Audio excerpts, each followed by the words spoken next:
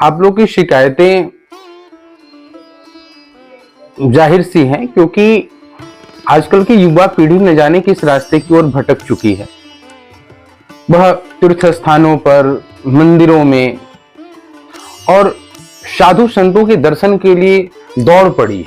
मैं ये नहीं कह रहा हूं कि आप मंदिर मत जाइए, मैं ये नहीं कह रहा कि आप साधु संतों का दर्शन मत करिए, आप तीर्थ स्थानों पर मत जाइए, लेकिन महत्वपूर्ण है कि क्या आपके माता पिता आपसे संतुष्ट हैं, क्या आपकी सेवा से वह प्रसन्न है।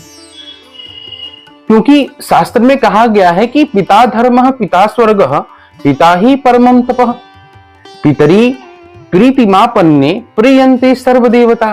कहा गया है कि पिता ही धर्म है और पिता ही स्वर्ग है और पिता ही परम तप है और पितरी प्रीतिमापन्ने, और जो अपने पिता को प्रसन्न कर लेता है देवता स्वयं ही उस पर प्रसन्न हो जाते हैं।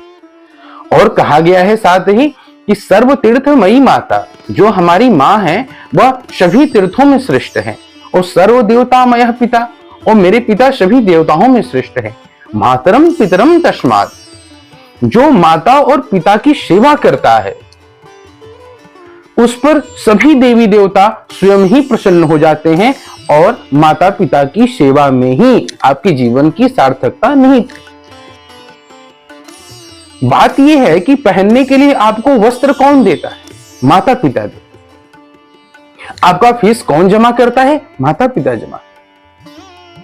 आपको भोजन कौन देता है? आप जो भी अन्न ग्रहण करते हैं, आप बाहर जाकर के जो भी आप पदार्थों को ग्रहण करते हैं, वह किसके माध्यम से प्राप्त होता है? माता पिता के माध्यम से प्राप्त होता है। तो फिर सेवा किसकी करनी चाहिए? पूजा किसकी करनी चाहिए? माता पिता की करनी चाहिए।